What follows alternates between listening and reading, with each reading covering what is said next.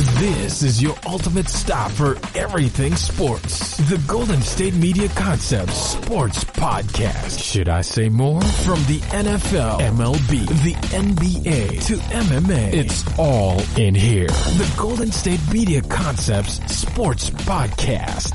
Listen now.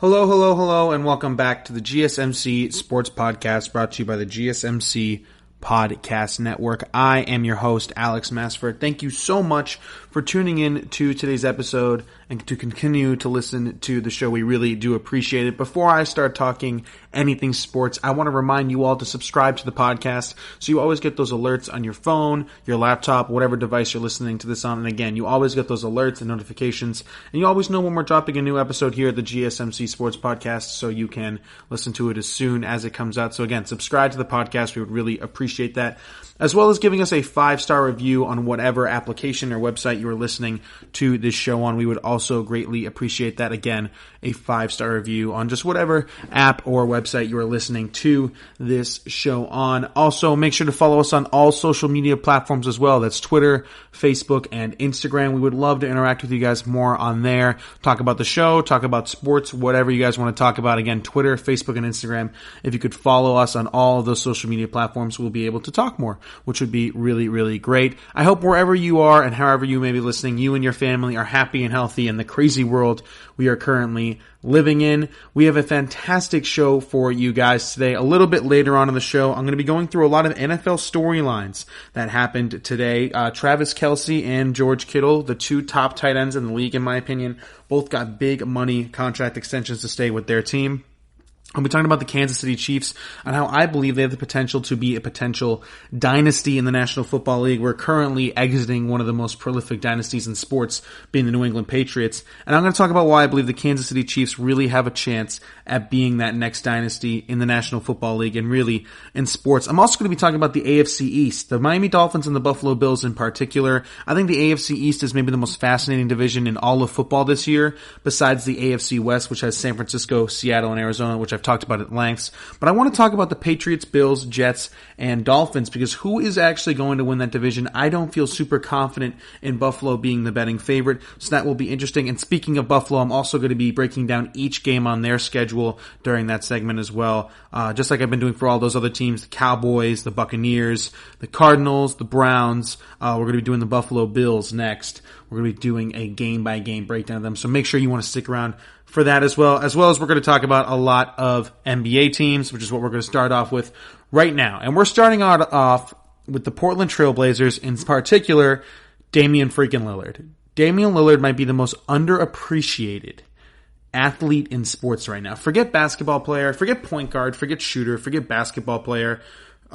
Really, in sports in general, I'm trying to think across maybe the 4 major sports of superstar players who are underrated as much as Damian Lillard is. Only people that come to mind really to me are Deshaun Watson, maybe. I think he's super underrated as well. But in all honesty, Damian Lillard might be the most underappreciated and valued player in all of sports. And now, Damian Lillard fits the prototype personality-wise of a very old-school player in the NBA. One that is extremely loyal to his team, to the franchise that gave him a chance. Again, he is not leaving Portland.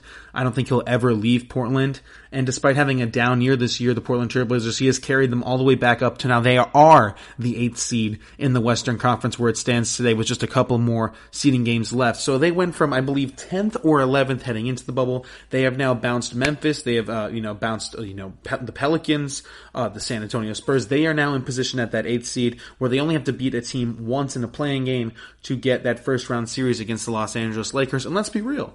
It's because of Dame Lillard, folks. Dame Lillard is the Portland Trailblazers franchise. He is the greatest Portland Trailblazer ever, in my opinion. I know there's been some fantastic players to play for them, but I think if you ask a lot of Trailblazers fans, they will tell you that Dame Lillard is the best player in Portland Trailblazer history.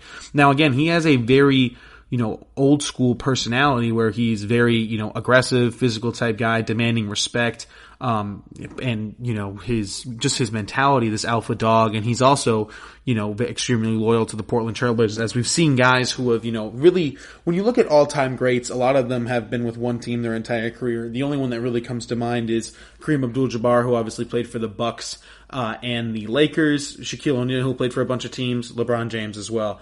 But mostly, when a lot of people think of, the greats, Magic, Larry Bird, Kobe Bryant, Michael Jordan, all with one team, right? Damian Lillard has only been with the Portland Trailblazers. Now, when it comes to his game, it's not as much as old school as maybe a big man would. Again, he is an undersized point guard. They list him at 6'2", but when looking at pictures of him and looking at articles of him, he's really 6 feet tall. So Damian Lillard is a 6-foot-tall point guard coming out of Weber State. Completely unknown guy. Nobody had any idea who he was coming out of high school, coming out of college. And all he does has been the greatest player in his franchise history, carrying them to multiple playoff runs, going through maybe the best stretch of basketball, these past, 5 to 7 years in Portland Trailblazer history. You could argue, again, they went to the Western Conference Finals last year. They've made noise before. And really the thing is that Damian Lillard, I think, is widely considered to be, and I think I would have him as probably the clutchest player in the NBA. I think he is clutcher than LeBron James, Kawhi Leonard, Paul George, all those guys, James Harden. And I really do think that Damian Lillard, at worst, is the second best point guard in the league behind Steph Curry. But I want to do a little bit of a breakdown on Damian Lillard because, again, he is underappreciated. By the way, we're talking about Damian Lillard today, not just because what he's done, this entire season, his entire career, but specifically, he had another 60-point game. He had a 61-point outing in the bubble, and I know the iconic part was I think he hit an and one layup. And then afterward, he went to the media table and said, "Put some respect on my name," demanding respect from, the more of the media members. And I think that was really added at Skip Bayless. Skip Bayless, him went back and forth on Twitter. Skip Bayless says he hasn't done anything because he hasn't won a championship. Nonsense to me. Again, Damian Lillard was one of the best players in the entire game. Again, the Portland Trailblazers won 134-131 against the Dallas Mavericks, and that's what really solidified them as the 8th seed to really get up there. In an absolute thrilling game, Luka Doncic was also incredible. He had 25, 8, and 10. But Damian Lillard had 61, 5 rebounds, 8 assists, and a steal. 61 points. He has had 3, I believe he's had either 2 or 3 60-point games this season. There is only one other player in NBA history who has had multiple 60-point games in a year. Not James Harden, not Russell Westbrook, not Allen Iverson, not Steph Curry, none of these guys that, Damian Lillard is compared to, but Wilt Chamberlain. Wilt Chamberlain is the only player in NBA history to have multiple 61 or 60-plus point games in a season, and Dame Lillard is the other. Why isn't this man considered an all-time great player? He really is. Damian Lillard will go down in history as an all-time great player. I genuinely believe that Damian Lillard, at minimum, should be considered as a top 30 player in NBA history. He is that good. Now, I want to bring up some stats. Now, Damian Lillard is obviously a scorer, so let's just talk about his scoring stats. Damian Lillard is a killer scorer. He can score at every level. You obviously know he can shoot from 3, from the mid-range game. He's also fantastic around the rim as well. He's got one of the best layup packages in the entire NBA. Here's career points per game, right? I'm comparing against Steph Curry, Magic Johnson, Kyrie Irving, Steve Nash, John Stockton, Russell Westbrook. All-time great point guards. The leader in scoring for all of those guys is Damian Lillard. The leader in shooting percentage, Damian Lillard is top 3 in that group. He's also top 2 in 3-point percentage. He's also top 3 in assists, and he's also top 2 in steals.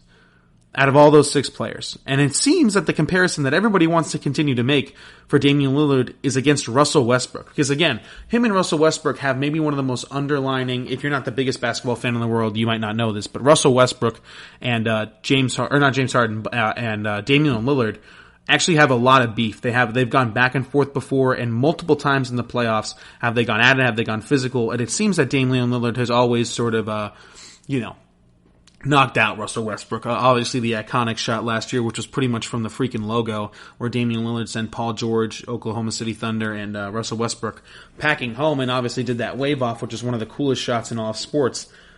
The thing with Damian Lillard is we keep comparing him to Russell Westbrook, and it is an interesting comparison. Of course, I just compared him to Steph Curry, who I think is maybe the greatest point guard of all time, Magic Johnson, who's also maybe the greatest point guard of all time, Steve Nash, John Stockton, Russell Westbrook, Kyrie Irving. He leads them all in scoring at 24.2 points per game is what Damian Lillard shoots as a career. And again, you have to remember, Damian Lillard is only 30 or 31 years old. He's got 4 or 5 years left in his prime. Now, this is where loyalty could cost you, because Damian Lillard is not in the biggest market. In comparison to these guys, I mean, when you look at it, Steph Curry's in Golden State, he played with a dynasty. Magic Johnson was with the Lakers, he played with a dynasty. John Stockton, while he was in Utah, played with guys like Karl Malone, and, he obviously didn't win a championship because of Michael Jordan and everything like that, but he played with an all-time great player. Karl Malone's the all-time leading scorer, or he's at least up there behind Kareem Abdul-Jabbar. Russell Westbrook has played with guys like Kevin Durant, James Harden, Carmelo Anthony at a certain point. I know it didn't really work out. Paul George, guys, completely. He's gone to a finals, everything like that. That's what Russell Westbrook has gotten to play with. Who is Damian Lillard's best teammate ever? It's CJ McCollum. And while I love CJ McCollum, I think he's a really, really good player in this league. He's maybe in that same tier as Chris Middleton, as guys who are second quote-unquote stars, but could not be the best player on a championship team, and maybe can't be the second best player on a championship team, but would be elite threes, right? If you could pair Damian Lillard with another guy and then have CJ McCollum as your third, the Portland Trailblazers could win a championship. But as we've seen before with just CJ and Dame, they haven't been able to do it. So when you just look at it from a teammate standpoint, Damian Lillard, out of all these greats that I've been comparing him to, has gotten the short end of the stick. Same thing with the market, and when it comes to free agents, he's in Portland, Oregon, while some of these other guys are in California. Russell Westbrook was in OKC, so that was a little bit smaller. Steve Nash went from a couple teams to teams, obviously his time in Phoenix, and obviously he was with the Lakers as well. And then John Stockton had Karl Malone, so free agents, kind of flocked there as well. Yet Damian Lillard refuses to leave his small market team, refuses to leave the team that actually gave him an opportunity, and all he does is deliver. All Damian Lillard does is deliver. All he does is be the clutchest player in the NBA. The guy, I seriously, when you think about it, do you want another player? You're down 2. You have to take a game-winning 3. Let's say that's the play call. Who else besides Damian Lillard do you want taking a game-winning 3? I think he's clutcher than James Harden. I think he's clutcher than LeBron James. The only point guard I think Damian Lillard in this entire NBA where he might be worse than is maybe Steph Curry. But again, Damian Lillard is a little bit more versatile than Steph. While Steph does have a great mid-range game and around the rim game, I think I would take Damian Lillard's around the basket, layup package and also mentality. Steph Curry, when he gets to the basket, isn't necessarily looking for contact. He's looking for a cheap, layup that he puts high off the glass or a floater. Damian Lillard, when he attacks the basket, and sometimes he's got those highlight dunks that we've all seen as well. Again, that old school physical mentality, which is crazy to think about considering, again, he's 6 feet tall. He is not the largest guy, in the league. So I think we need to put more credit to Damian Lillard, again, against guys like Magic Johnson, Steph Curry, Steve Nash, John Stockton, Russell Westbrook, and Kyrie Irving.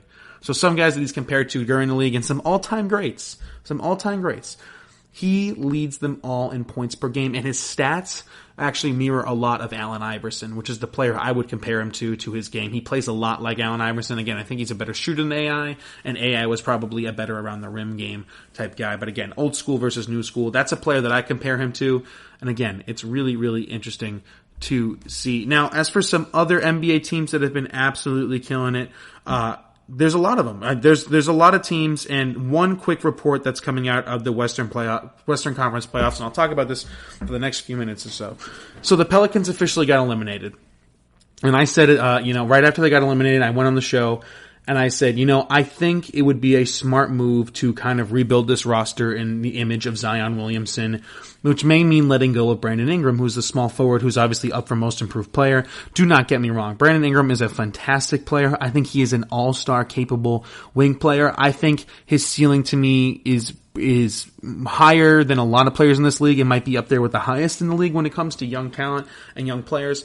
And if they do move on from him, that would obviously be his third team in his career, but don't be fooled by that. He is a fantastic player, and I think he could be the face of a franchise. I really do believe Brandon Ingram could be the face of his franchise, and the best player on a really contending and really good team if he continues to develop, continue to get bigger, and continue to get stronger. But again, his game just does not fit with Zion Williamson. Brandon Ingram is a very much an ISO player. get the ball, clear out, and he'll either shoot a three, or when he does so well also is get to the basket with his long arms and his wingspan and everything like that. It just doesn't fit with Zion Williamson.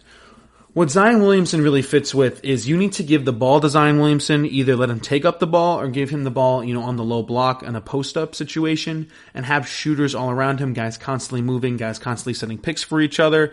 And then Zion Williamson can work from there. Either Zion will take it himself and get an easy layup, or even a tough layup, a physical layup. Again, a Zion Williamson back to the basket post-up move for a solid stretch in the NBA before the hiatus was the most efficient play in basketball. That was the best play in basketball for a long time, what Zion Williamson was doing with his back to the basket, which is something that is worth talking about 100%. Now, also, when you really look at it, you could get a lot for Brandon Ingram. And if you want to build that image around, Zion Williamson as, I forgot to mention, so reports come out today, right?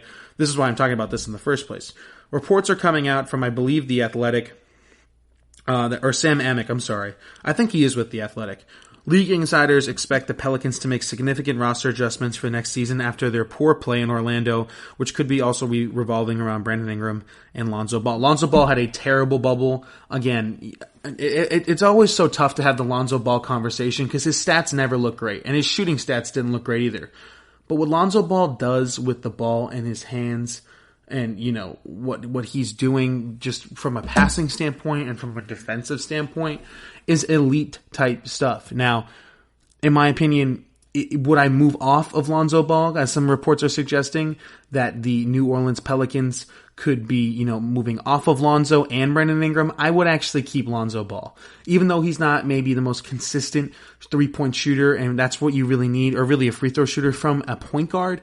Again, his game just fits so well with Zion Williamson if he can improve that shooting, and his defense is much needed. I would keep him. Brandon Ingram, on the other hand, I wouldn't move. I would look as a sign-in trade, as he is a restricted free agent, to a team like, I think the Toronto Raptors are going to be all over him, man. Everyone's talking about the New York Knicks, got teams like the Phoenix Suns, team like the Atlanta Hawks, poor teams that are looking to rejuvenate their franchise, like in the Knicks looking for a face of their franchise, or, trying to pair them up with a co-star. Again, I think the Toronto Raptors would be all over Brandon Ingram. They need more of an iso ball dominant scorer at the forward position to replace the Kawhi Leonard hole that they've been dealing with all year. I think he'd be a good match with Pascal Siakam, and they can overshadow maybe his defensive woes with the best defensive, unit in basketball, in my opinion, the Toronto Raptors. Again, so it is an interesting conversation about Lonzo Ball. I would keep him, I think he is a good starting point guard to have. And I would do a sign and trade with Brandon Ingram, not necessarily you're not going to get the insane value back of maybe Brandon Ingram, who could be a 25 point per game scorer for a team you trade him to, but you could recuperate that value in 3-and-D players, shooters around Zion Williamson, and potential draft picks. That's what I would do if I were the New Orleans Pelicans. All right, we're going to take one quick break here. On the other side of the break, I'm going to be predicting each and every NBA playoff matchup because it looks that everybody appears to be locked in. I'll be predicting each of those matchups, as well as talking about some of the other teams in the NBA bubble that have been killing it recently and why some teams like the Miami Heat could make a really deep playoff run. I'll be talking about all that right after this break. Are you looking for the very best NFL and college football podcast? Then check out the GSMC Football Podcast. Get the latest football news both on and off the field. From the NFL Draft to trades to the rumor mill to the NFL Combines, they got you covered. That's GSMCpodcast.com/football-podcast. Get updates on college rivalries, game day insights, and much, much more. It's football talk the way you want it. This show eats, sleeps, and breathes football. Don't forget to like them on Facebook and follow them on Twitter. Visit GSMCpodcast.com for more info.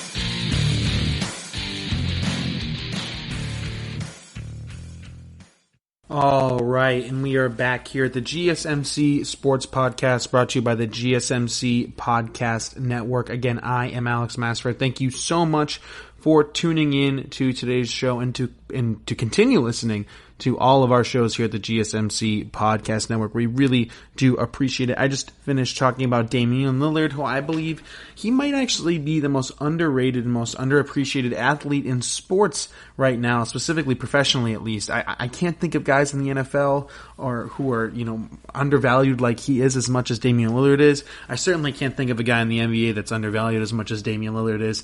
Again, all he's done since entering the league out of Weber State, he was a nobody according to a lot of people. All he's done is prove people wrong at 6 feet tall and be one of the best point guards in the league, maybe even the best point guard in the league, clutchest player in the NBA, multiple 60-point games, and pretty much being the hero for the Portland Trailblazers. So again, I think he's really underappreciated. So let's move on real quick. I want to stick with the NBA, and now before I start, predicting each and every playoff series, which is what I do want to do, I want to talk about two teams. So there's two teams here that I would like to talk about. One, and it's more for the future, and why I think this team in particular could be special down the road, and a team that and a player we haven't really talked about in a long time. But I want to start off quickly with the Miami Heat. Now, I'm high on the Miami Heat. I thought that they were going to knock out the Milwaukee Bucks in the second round. I predicted that. I wasn't very confident in it. I have never been more confident in that now than ever. I think the Miami Heat are going to the Western Conference Finals, and there's a chance that they go farther. Only because of matchups, right? Now, I don't want to be a Heat homer or anything, but here's the last 5 games. Let me tell you, the last 4 or 5 games. Let me tell you the 2 players that have averaged over 20 points a game. Duncan Robinson, the starting small forward, one of the best shooters in the league right now, maybe the best shooter in the bubble. Rookie Tyler Hero is averaging over 25 and 5 his last 5 games. He is peaking at the right time. Now, Tyler Hero last night in a close loss to the Oklahoma City Thunder dropped 30 points, a new career high for him. Now, here we go. What do the Heat have right now that a lot of people don't have? Supreme shooting. Now, this league is driven off of shooting right now. Let's just face it. This is a shooter's league now. I love big men. I love the back-to-the-basket thing. I love physical, hard-nosed basketball. But right now, the era of the NBA is about shooting, and it's about three-point shooting. Right now, the best three-point shooting team in the league is the Miami Heat. The Miami Heat are also a top 5, maybe even top 3 defensive team in the entire league. They also have the athletic ability of Jimmy Butler and Bam Adebayo, and switchability of those two guys as well. Duncan Robinson's also considered a plus defender. You have that.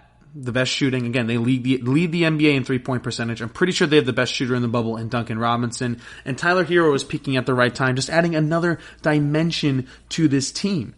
So right now it looks like in the first round they're going to play the Pacers, and then I think they would play the Bucks in the second round. Here's the matchup thing for the Bucks.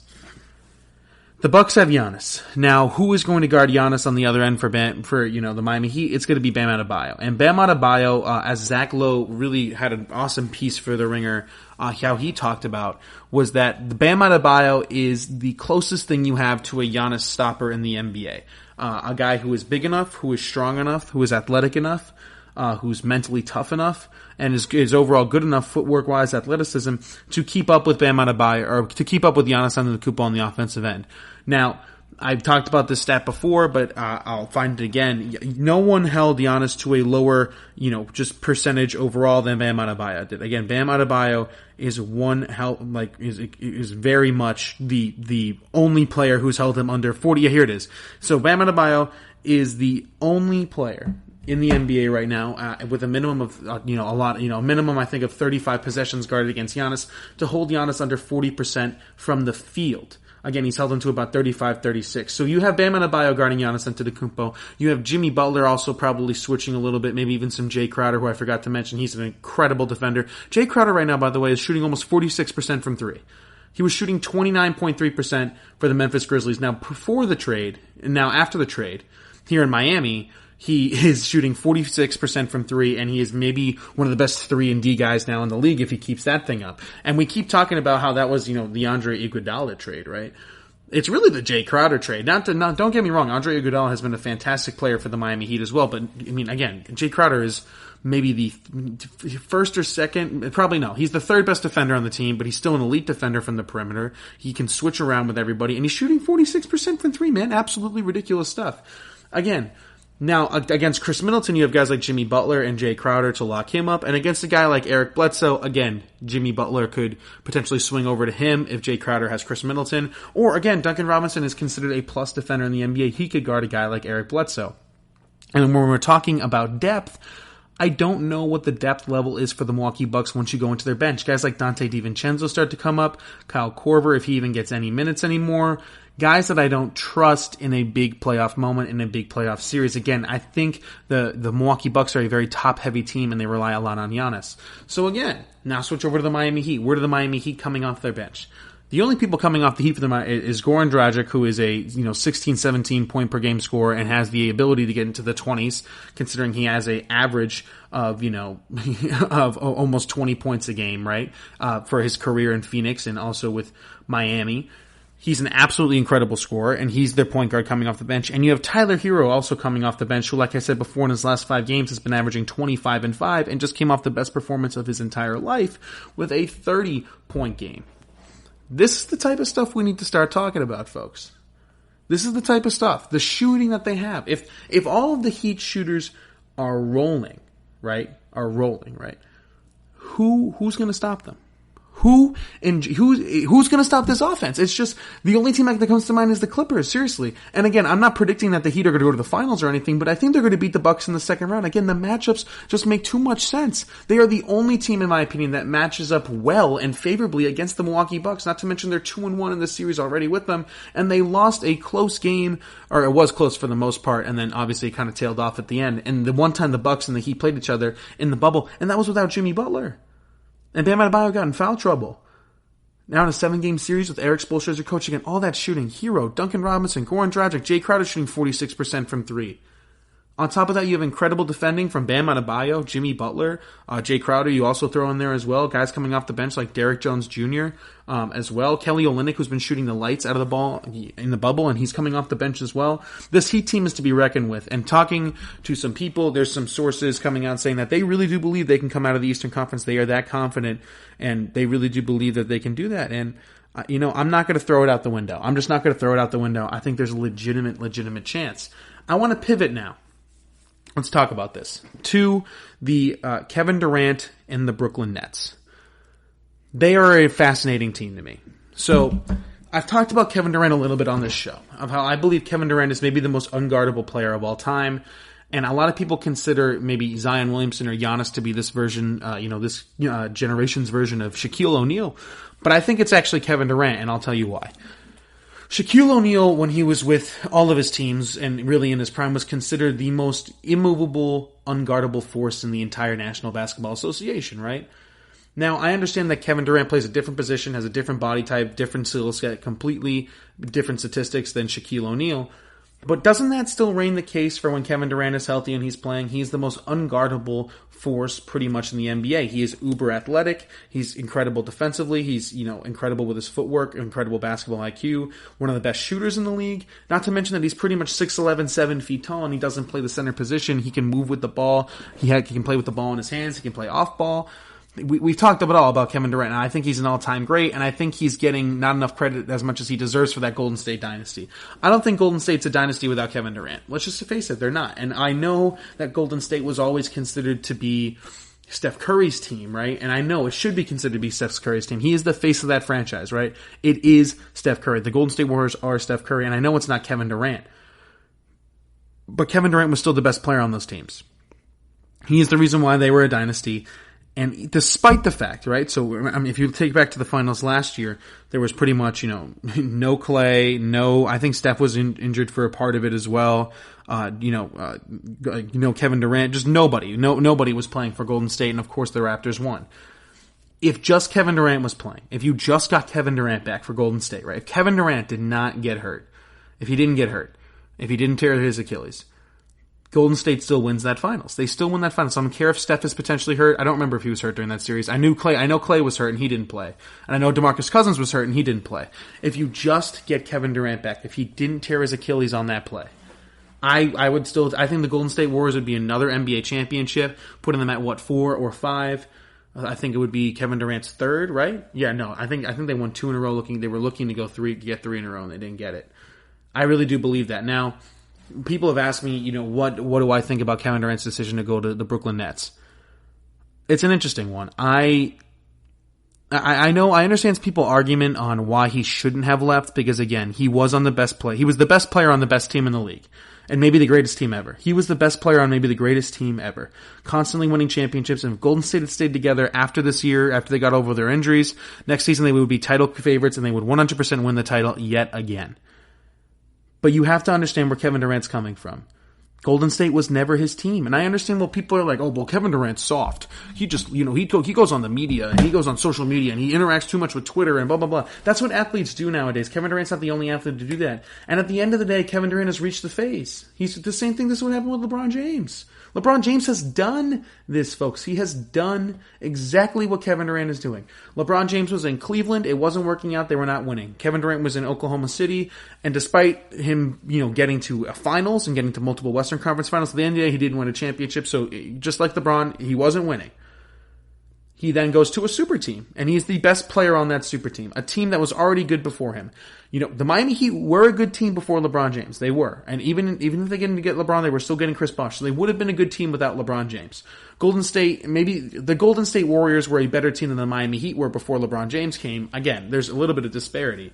It's not the exact same thing. I think Kevin Durant had a better situation in Oklahoma City than LeBron did in Cleveland. And I think the Golden State Warriors were better than the Miami Heat, but similar thing.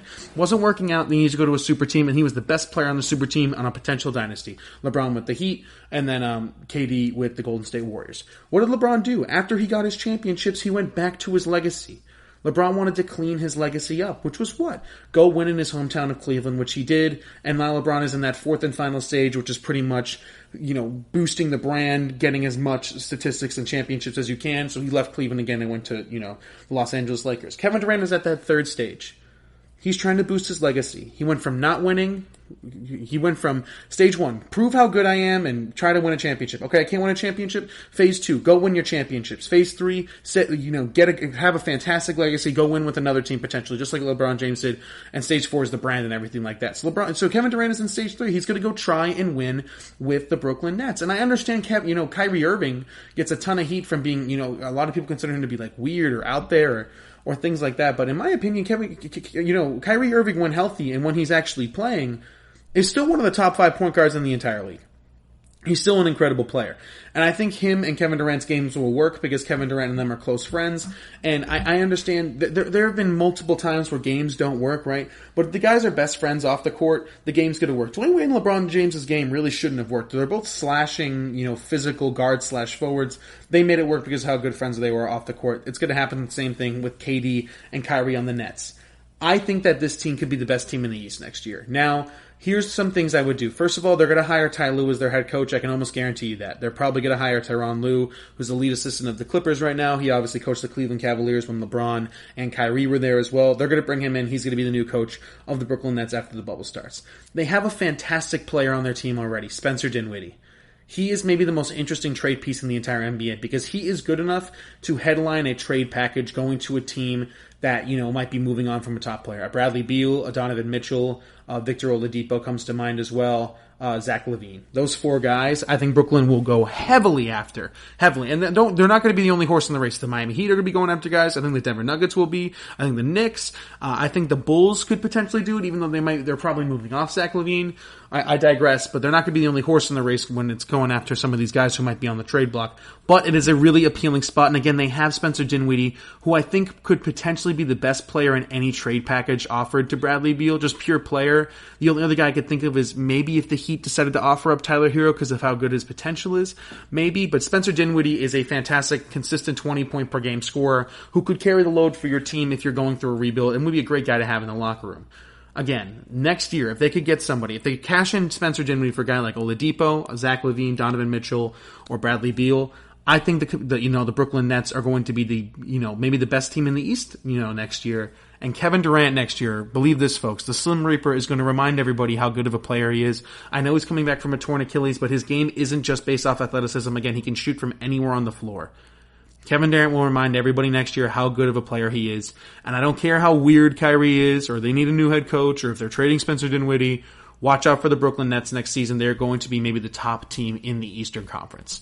All right, we're going to take another quick break. On the other side of this short break, I'm going to be breaking down each and every playoff matchup we have. Pretty much it's all set in stone now besides the 8th seed in the Western Conference, but I really do believe it's going to be the Portland Trail Blazers, so I'm going to throw them in for that. Everything else has been determined. I'll go through each game or each round by round, who I believe will win, and I will give you an updated version of my NBA playoffs. We'll get into all of that right after this short break.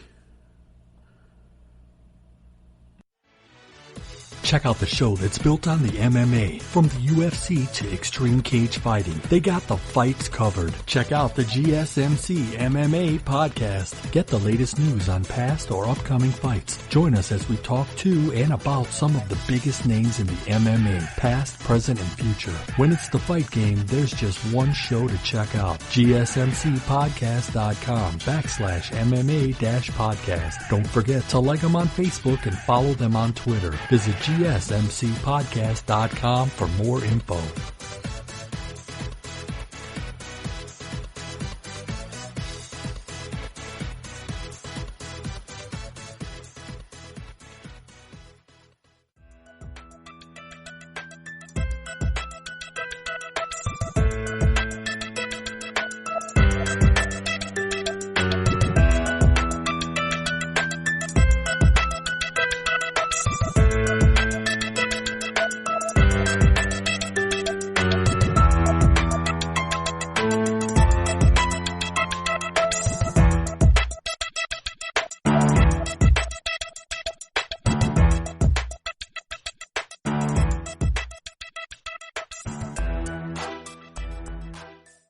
All right, and we are back here at the GSMC Sports Podcast, brought to you by the GSMC Podcast Network. Again, I am your host, Alex Masfer. Thank you so much for tuning in to the GSMC, again, Sports Podcast, brought to you by the GSMC Podcast Network. Again, thank you so much for tuning in.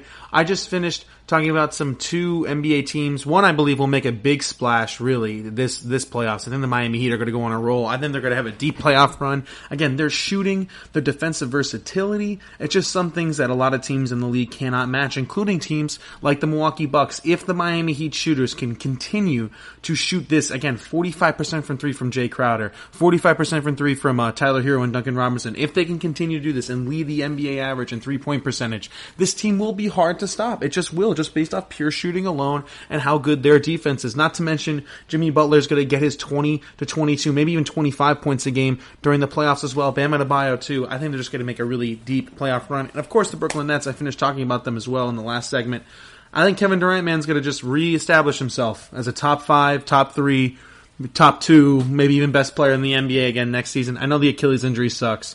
I think he will get over it, though. All right, now for this segment, I want to break down and give you my updated version of the NBA playoffs. This is how I believe the NBA playoffs are going to go. Now that everything is kind of set in stone, I thought some things would change. The only thing that didn't change, the Eastern Conference did not change at all, which is what I thought would happen, but some things in the Western Conference obviously did. So I will be, pretty much breaking all of that stuff down. So that will be good to go. We will get all into it right now. So first up, let's just start with the Eastern Conference. So we already know that the Bucks are locked in at number 1, and at number 8, it's going to be the Orlando Magic. That, to me, seems pretty obvious, folks. I think the Bucks are going to win in 4. I'd love to give the Magic a game or two. They're just not going to do it, man. I love Vucevic, but without Jonathan Isaac, I think they have a good coach, too. But the Bucks are going to steamroll the Magic here. Should be 4 quick games for the Milwaukee Bucks, again, going against the Orlando Magic, 1 versus 8. I have the Bucks winning that one in 4. Next up, we have the Raptors versus the Nets. Now, I think it's going to be actually... The Nets have been giving people a lot of runs for their money. They have been playing close games. They have some guys that have been coming from the G League that have been balling out as well. Again, no Spencer Dinwiddie, no Kyrie, no KD. Spencer Dinwiddie is, again, also out as well. Again, guys like Karis LeVert, TLC, really balling out for the Brooklyn Nets. I'm going to give them a game here. I think they win a game against the Toronto Raptors. I think the Toronto Raptors are maybe the best defensive team in the entirety of the NBA. I really do believe that. And, man, are they really poised to make a deep, deep playoff run. And don't be surprised if they are back. don't be surprised if they get back, man, to the number one seed, to the number one spot, and get, represent the Eastern Conference for the NBA Finals. Again, the Raptors are just so defensively sound. They have the best defensive positioning, and I think the best defensive coach in all of basketball. I think Nick Nurse should win Coach of the Year again, man. He was really good again this year. He's been really good his past 2 seasons. I know he won it last year. I understand that. And it doesn't make a lot of sense for maybe a coach to repeat. But again, losing Kawhi Leonard and having a better record, it's just unmatched stuff, man. Unmatched stuff, and still the best defensive team in the NBA. The Raptors, I think, are going to roll the Brooklyn Nets in 5 games. I think I'll give the Nets 1 game. 1 game. TLC or Caris LeVert to go off. I'll give them 1 game. All right, next up we have the Celtics and 76ers. Now, Joel Embiid appears to actually be playing in this series. He was having, I believe, an ankle, leg, foot, some sort of injury in the lower body. He's missed a couple games. He is back now, so he will be playing in this series against Boston. No Ben Simmons, though. Obviously, with that patella injury in his kneecap, he got that loose thing, or loose body part, or something like that in his knee removed. The only way he comes back is if they're make it into like a deep playoff run, like conference finals or finals. Unlikely for the 76ers. Again, this is not the matchup that the 76ers wanted. I think Philly would much rather have gone up against a team, maybe like the Heat, maybe like the Pacers, more like the Pacers. Again, the Celtics are just really big, really athletic. The 76ers are really clunky and slow right now with Al Horford, and, Joel Embiid's not the quickest laterally either. I think the Celtics guards are going to punish the 76ers guards, and again, they are going to miss Ben Simmons' defensive presence as well as his ball handling capabilities. I'm going to say that the Philadelphia 76ers, I think it's going to be 5, man. I don't even think it gets to 6. Definitely not 7. I think Joel Embiid maybe steals a game against Boston, but other than that, man, Jaylen Brown, Jason Tatum, Brad Stevens, Gordon Hayward, Kemba Walker, just too much firepower for a lot of teams in the East, maybe every team in the East to handle, specifically the 76ers. They haven't been playing great in the bubble. I think Embiid will probably steal a game, maybe 2.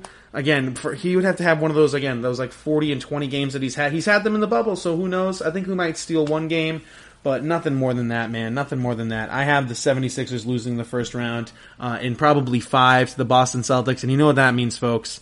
It's going to look like they're going to break up Ben Simmons and Joel Embiid. All right, next series is Heat-Pacers. Now, we don't know who's going to be the 4, who's going to be the 5, but that is the matchup has been locked in, Heat-Pacers. I'm going to go with the Miami Heat. They absolutely dominated the Indiana Pacers the other day.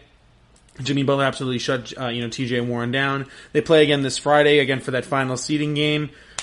I'm going to take the Heat here in 6. Now, I think that the Miami Heat could lose a game or 2 here. I almost want to say 5 against the Pacers because they are so good favorably against the matchups. But again, this is the playoffs, and the Pacers have been playing phenomenal, specifically TJ Warren. Victor Oladipo is giving us glimpses, more, extended stints of the Oladipo we, know and love originally before his pre-leg injury. So I'm going to say in 6, the Miami Heat get this one done. They move on to the second round. I think big series is from Duncan Robinson, Tyler Hero. The shooting just overmatched them. All right, let's get to the second round now. So in the second round, we have the Bucks taking on the Heat. Now, I've said this before.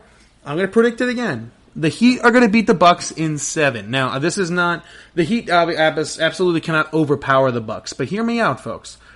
There's too much shooting on this Heat team for the Milwaukee Bucks to handle. And if there's any player in the league that can contain Giannis Antetokounmpo, or at least make Giannis Antetokounmpo frustrated, it is Bam Adebayo. Now, there's no way that the Heat are going to be able to sweep or even 5 or 6 games. This is going to be a tough, gritty series. I expect it to go 7 games because while Bam might be a Giannis, the closest thing you have to a Giannis stopper, there is no true 100% Giannis stopper. He's maybe a Giannis frustrator, a Giannis container. Giannis is still going to get his. He's going to have 35-point games in this series. Bam will get in foul trouble, something like that. And there will be nights where this Heat team, the shooting just doesn't, keep up with a team like that. Even though they have, I think, the best shooting in the league, besides maybe like Golden State when they're fully healthy, it's still going to be tough for them to fully, get it every night. Have that shooting every single night. There will be cold nights, but I still think the Heat in 7. I think the shooting, the offense, the defense will be just enough to get by the Milwaukee Bucks in a very, very close 7-game series. I'm predicting that the Miami Heat beat the Milwaukee Bucks and advance to the Eastern Conference Finals. Another 7-game series in the second round will be the Raptors and the Celtics. I absolutely love and adore the Raptors. Again, I think they're the most offensively sound team in the NBA. Nick Nurse, I think, is maybe the best coach in the NBA besides Greg Popovich. They're just missing that alpha dog scorer, man. Kyle Lowry has his moments. Pascal Siakam has his nights. They need a dominant scorer at that 3 position. I think Brandon Ingram could be it for them, and I think their offense is going to get a little bit exposed here in the playoffs. It will be a tough, low-scoring 7-game series, but at the end of the day, I think there is just too much, folks. Too much firepower for the Toronto Raptors defense to handle, specifically when nights when Jason Tatum's getting 35, 40.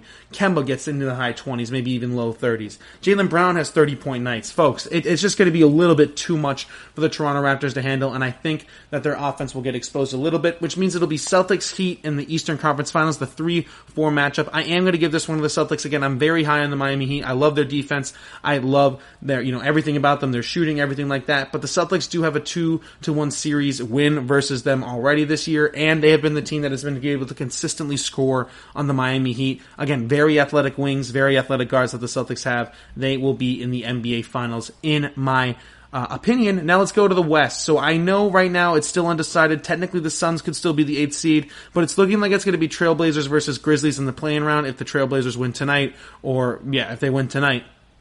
So I think they're going to be the 8th seed. I think they would also win that play-in series. I also talked about Dame Lillard at length at the beginning. Lakers, Trailblazers, round 1. The Trailblazers have been playing the best basketball of their season. The Lakers have been turning it on, or right now it's turned off, whatever Laker fans and people want to say about it. Their defense has been poor. The Lakers have not been playing well. Now, the Lakers are not going to lose in the first round, but this is going to 7.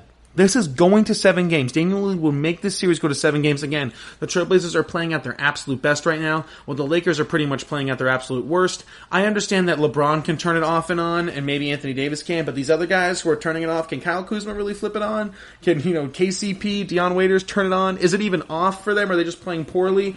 It'll be a close one, 7-game series. I'll take the Lakers in 7, but again, a tough, surprising test for the Lakers, something that they do not want going into the first round. They do not want that. Clippers, Mavericks. I love the Los Angeles Clippers, obviously. They're my title favorites this year. They are going to beat the Mavericks in, I think, 6. Again, the Western Conference is so stacked, guys. It is so stacked. I'm going to give it the Mavericks in 6, even though I think the Clippers are absolutely incredible. Doncic will steal a game, and there will be a game where Porzingis has a fantastic night, and they'll steal a second game. Again, I think it'll be Clippers in 6. It'll be tough. It'll be gritty. That's just how I think it'll go, in my opinion. I think the Clippers will beat the Mavericks in 6. Next up, we have Nuggets versus Jazz. This might be a little bit easier. I think the Jazz are falling apart before our very eyes. Donovan Mitchell is really carrying that team. I think he wants out, man. I really do believe he wants out.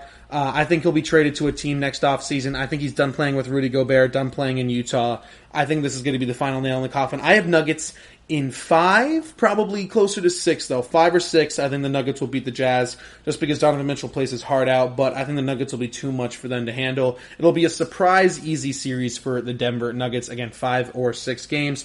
Then we have Rockets Thunder, 4 and 5. I'm so happy the Rockets and Thunder are meeting up against each other. The Thunder, who was supposed to be the worst team in the league after, Paul George and Russell Westbrook left, are now actually the 4 seed in the West. They are a top 4 seed right now. They could slip down to 5 and the Rockets could bump up to 4, but either way, absolutely incredible season for the Oklahoma City Thunder. This will be the most important series of Russell Westbrook's career. Seriously. If he loses to his former team in OKC, all of the haters are going to come out yet again. I don't think Russell Westbrook, or James Harden for that matter, will let it happen. It'll be a close series. Chris Paul will have a series. He wants to beat the Rockets for giving up on him and trading him for Russell Westbrook. Can you imagine what would happen if Chris Paul led the Thunder to beat the Rockets in a 7-game series? Would be absolutely euphoria. The haters would come at everybody's neck for the Houston Rockets. I'm not gonna go the Thunder route. I think Russell Westbrook and James Harden just won't let it happen. I think they win it in 7. I think it'll be close. The Thunder are a great story, man. They got a lot of great players, and Chris Paul's playing his absolute, he's playing out of this world right now. They're 7-3 in their last 10, while the Rockets are just 5-5, man. Call me crazy. I think it'll go 7 games, but I will give it to the Houston Rockets, which means we have Lakers, Nuggets, and Clippers, Rockets. So Lakers, Nuggets, let's get right into it. I think the Lakers will win this game in 6. I honestly think the Trailblazers will be a harder test for the Lakers than the Nuggets will, again, because of such of the great guard play that the Trailblazers have. And again, the Lakers' biggest weakness is perimeter defense from the guard position, and the Nuggets are more of a bigger team. So I think the Lakers will have an easier series of this. In 5 or 6 games, they will dismantle the Nuggets. And now Clippers, Rockets. This game will go to 6. The Clippers defense will just be too much for, James Harden and Russell Westbrook to handle. They will shut down their surrounding cast, and it'll just be all on Russ and all on Harden. Harden will need some 50-point games or something like that to get in this series and really win this series. I'll give the Rockets the benefit of the doubt and say they push it to 6. Wouldn't surprise me at all, though, if they are eliminated in 5.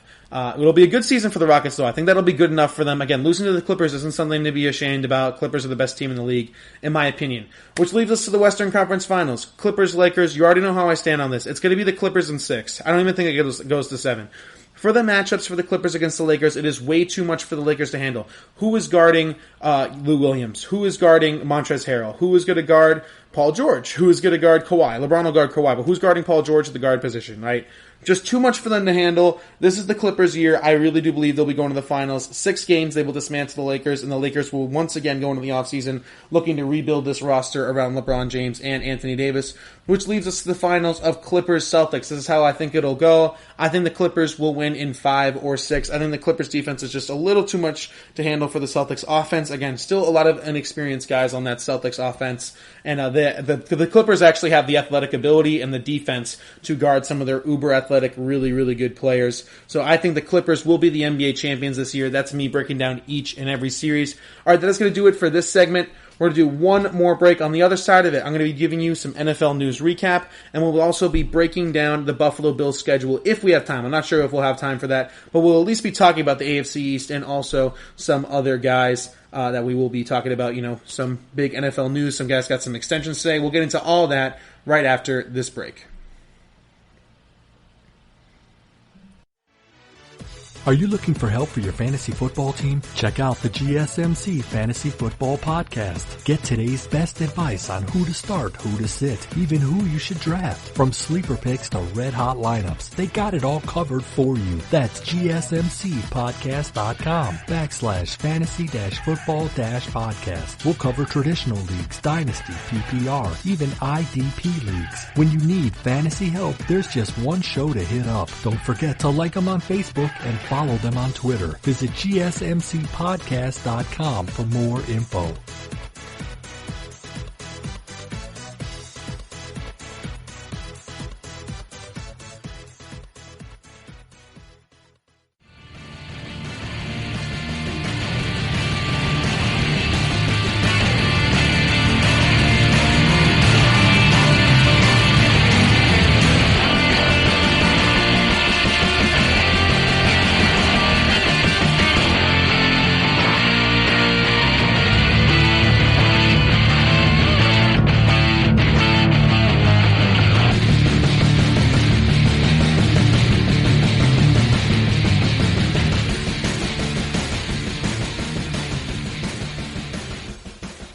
All right, and we are back here at the GSMC Sports Podcast, again brought to you by the GSMC Podcast Network for the final segment of today's show. Folks, I want to talk about some NFL news that has gone on today. 2 guys got major extensions. The top 2 tight ends in the league, Travis Kelce and George Kittle, both got their massive extensions tonight. I think both of them absolutely deserve these extensions. Again, they are top 2 tight ends in the league. I would take Kittle over Kelce slightly due to age, and I think a little bit more of a physical tight end and a better blocker. George Kittle signed a 5-year, $75 million extension today. He absolutely deserves it, man. He is a top 10 weapon in the entire NFL. So is Travis Kelce, by the way. Both of them deserve it. Kansas City, folks, I want to talk about this as well. I don't think we're going to actually have time to talk about the Bills' schedule. I'll save that for next episode, but quickly. So also, by the way, here's the numbers on Travis Kelce's extension. I talked about George Kittle. Travis Kelce's extension is a 5-year extension, or I think a 4-year extension, so which means it will tie in the next 6 seasons, and he gets through 2025. The numbers haven't exactly come out yet, but again, worthy extension, totally worth it for Kelce. They'll pay him only $9.25 million this year, and then he gets another 4 or 5 added once his extension actually kicks in. I want to talk about Kansas City, though, because I wanted to talk about this. We're going to have to bump the Bills' schedule breakdown to another episode. The Kansas City Chiefs have a legitimate chance and a legitimate shot at being the next sports dynasty. When you think about it, when was the last time a dominant football team who got a Super Bowl and has the best quarterback in the league was able to retain everybody like this? This is what Aaron Rodgers didn't get. Peyton Manning didn't get this. Tom Brady didn't get this. A lot of Tom Brady's weapons were a revolving door, in and out, in and out. Not a lot of guys were locked down long term. When you look at the core of the Kansas City Chiefs now, Travis Kelce, Patrick Mahomes, Tyreek Hill, all of them locked down for years and years and years through the mid-2020s. They have a real chance, folks. They have a real chance at winning next year, the year after. Every single year they have Patrick Mahomes at quarterback, they have a chance to win the Super Bowl. Not to mention, every single year they have Patrick Mahomes, Tyreek Hill, and Travis Kelce, Clyde Edwards-Helaire, who I think will be really good as well. All of them. They should be the Super Bowl favorites this year, probably next year, the year after that, until a team really emerges to be a better team than them. They might have one of the greatest offensive stretches, years-wise, in NFL history. They seriously could have that, and I really do believe they will have that. The Chiefs have a chance to be a legitimate dynasty, folks. They really do. I think that they have a better chance than maybe anybody in the NFL, better than anybody in the NBA, to really extend themselves over the next decade or so and be the best team in their sport consistently throughout. Again, call me crazy, but I really do believe the Kansas City Chiefs getting this in with Travis Kelce. Where is all this money coming from, by the way? This leads me to kind of a side point real quick. The salary cap is irrelevant, guys. When you're a great team like the Kansas City Chiefs, you find a way to make it work. There's always loopholes in the cap. There's always guys you can cut, guys you can move on, salary dumps. If a player wants to get signed in the NBA or the NFL and they want to go to a certain team, they don't have the cap space, they will make it work. There is cap flexibility. There are ways around it. There are ways you can get the players you want to get, even though you might not have the salary cap space. You can easily create this. I don't know about easily, but you can create the salary cap space. It's just how it goes, folks. Quickly, on George Kittle. He absolutely deserves this. He's the best player on the San Francisco 49ers, in my opinion. Again, I don't know how good San Francisco will be this year. I think they will be a really, really good team. Again, I just don't think they'll win their division. I think they're going to take a little bit of a step back after the Super Bowl loss hangover that we see so many of these teams that happen to the Rams, happen to the Falcons. A lot of these teams that lose the Super Bowl kind of start to regress a little bit year by year. I think after this year, I still think they'll make the playoffs. They'll win about 10 or 11 games, but I think the Seahawks are going to go to the Super Bowl this year. I think they will win their division and go about 13, maybe even 14 wins. Questions will come into consideration of Jimmy Garoppolo at the end of the season, but I would still trust him. And again, I think George Kittle is the best tight end in the NFL. I think he's more physical than Kelce is. He's also a lot younger than Kelce is as well. George Kittle deserves every single dime. He is a top 10, maybe even top 5 weapon, and just from the offensive standpoint in the NFL, I think he deserves it. Quickly, for the next 3 or 4 minutes, or just for a little bit before I end the episode, I find the AFC East absolutely fascinating. Now, I want to talk about this because specifically the Miami Dolphins factor. So recently, Tua Tagovailoa, a documentary was announced from his Fox Sports. Fox Sports is doing a documentary about him, about his recovery and everything like that. Tua has been practicing with the Dolphins full-fledged on a full recovery. He's not recovering anymore. He's just playing like everybody else with no limitations, no rehab, all of that good stuff. Don't be surprised if Tua starts week 1 for the Dolphins, and I think Tua Tagovailoa is the X factor for the AFC East. If Tua Tagovailoa comes out for his rookie year and has a rookie year like Deshaun Watson had and that Andrew Luck has had, right? That good of rookie years, or that Carson Wentz has had as well.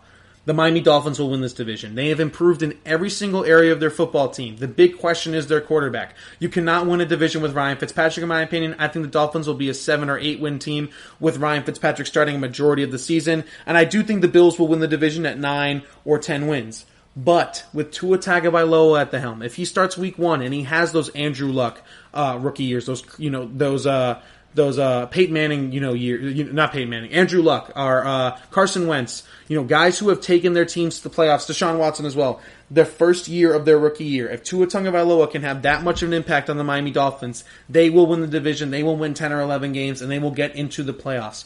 As for the Patriots and Jets, man, I think the Jets could be the worst team in the entire league this year. They're going to be done with Adam Gase. That team is going to absolutely unravel. They just keep losing players, not gaining them.